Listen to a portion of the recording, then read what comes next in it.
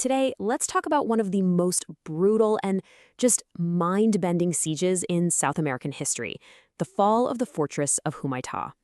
We're going to break down how this supposedly unbreakable stronghold became a death trap for the very men sworn to defend it. So here's the big question, right? How does a fortress like this, a place that's bristling with 200 cannons and defended by thousands of soldiers, just collapse? Well, the answer isn't some quick, climactic battle. No, it's a much slower, more agonizing story of brilliant strategy, absolute desperation, and, in the end, a truly shocking betrayal. Okay, so first things first, let's set the scene. You have to understand, Humaitá wasn't just some fort. It was the absolute anchor of Paraguay's entire defense during the Paraguayan War. This place was engineered from the ground up to be invincible. When you look at the stats, you see this huge, fatal contradiction. On one hand, you've got massive firepower. We're talking 200 cannons ready to blow any attacker to bits. But on the other hand, you've only got 3,000 men to defend a 15,000-yard perimeter. Think about that. It's like having this giant impenetrable shield, but you've only got one arm to hold it up. That was the crack in the armor the Allies were about to exploit perfectly. So the Allied command looked at this situation and basically said, why would we smash our army against those walls? They changed their strategy completely. The new plan? If you can't break it, you strangle it. The goal became total encirclement, a slow, tightening noose that would cut the fortress off from everything and everyone until it starved. And man, this was a methodical strangulation. It wasn't some chaotic rush. It was like watching a master chess game. First, General Rivas gets his Argentinian troops across a stream. Then they link up with the Brazilians. And then comes the killer move. They build a new fort, the Ande Redoubt. Tucked between an impassable swamp and the river, this final move slammed the last door shut on Humaitá. Game over. This is the perfect way to picture it. The Ande Redoubt wasn't just blocking a road. It was like they built a giant dam across the whole area. With Allied warships patrolling the river and the last land route sealed, the fortress wasn't a fortress anymore.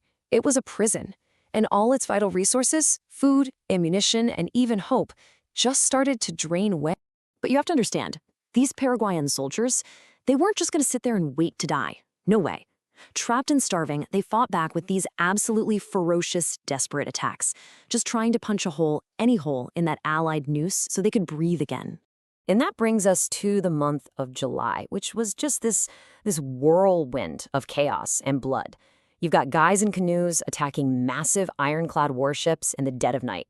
Then a huge frontal assault by the Allies. Then a shocking, morale-boosting victory for the Paraguayans. And finally, a wild, secret plan to escape. The pressure inside that fortress was about to blow. Just look at that number, 12,000. That's the sheer force the Allies threw at Humaitá's walls on July 15th. General Osorio was tired of waiting. He wanted to take the fortress by storm and claim all the glory for Brazil right then and there. And the result was an absolute slaughter. The Paraguayan gunners showed this unbelievable discipline. They held their fire. They waited until the Brazilians were right on top of them. And then, boom, they unleashed a devastating point-blank barrage of grape shot. It was a catastrophe for the Allies, 3,000 casualties. The Paraguayans, they lost only 47 men. The fortress walls held. But here's the crazy part. Even after a stunning victory like that, the situation inside the fortress was just grim. The commander, Colonel Allen, he wasn't a fool. He knew they were doomed. But get this, he was more terrified of his own leader, President Lopez, than he was of the enemy army outside. Faced with the choice of making a smart retreat or facing Lopez's wrath, he tried to take his own life. He survived, but was gravely wounded, leaving his men leaderless at the absolute worst possible moment. So, with their commander out of commission and their last supplies gone, a new, desperate plan was hatched. If they couldn't break the siege, they'd have to escape it. And this kicked off one of the most harrowing retreats you can possibly imagine, a flight straight through the treacherous, alligator-infested swamps of the Chaco. So how do you sneak an entire garrison out from right under the enemy's nose? Well, you throw a party. Seriously, on July 24th, for President Lopez's birthday, the Paraguayans held these big, lively dances. They had military bands playing late into the night, and under the cover of all that noise, the entire garrison slipped away, silently, in canoes. The Allies were completely fooled. They had no idea until noon the next day. But their only escape route was across a lake called Lake Vera. And once the Allies realized they'd been tricked, they were furious. They turned every piece of artillery they had on those fleeing soldiers. One survivor later described it simply as passing through that inferno of fire. You can just picture it, exposed men in tiny canoes with all hell raining down on them. And just to give you a sense of what that inferno was really like, in a single week, the Allied forces dropped 10,000 bombs on those men who were just desperately trying to paddle for their lives in fragile canoes. 10,000. The cost of this escape was just immense. They had to physically carry their heavy canoes overland to get around Allied defenses. At night on the water, they were fighting hand-to-hand with enemy boat crews, and when their meager supplies ran out, they had to eat their own horses. Before the final confrontation even happened, 200 men had simply starved to death.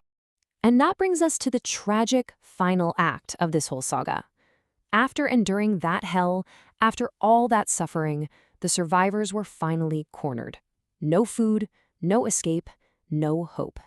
The new commander, Colonel Martinez, went to discuss terms with the Allies. By this point, he and his men hadn't eaten in 4 days. He was so weak from hunger he could barely speak. With literally no other choice, he surrendered what was left of his force. And here we get to the ultimate betrayal. While his men were starving, literally eating their horses to survive, President Lopez was telling the world that Humaita had enough food to last for months. He blamed his own officers for being incompetent, just crafting a convenient story to cover for a devastating defeat. And then it got worse. Unbelievably worse. After showing what everyone at the time called an unequaled example of loyalty, Lopez declared every single one of the survivors a traitor. Their crime?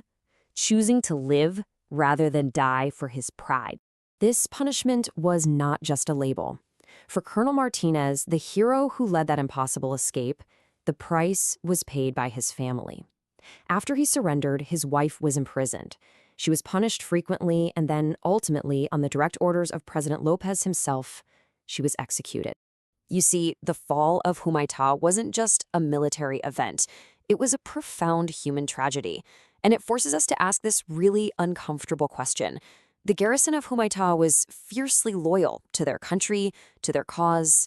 But in the end, they weren't destroyed by the enemy army in front of them. They were destroyed by the tyrannical leader behind them.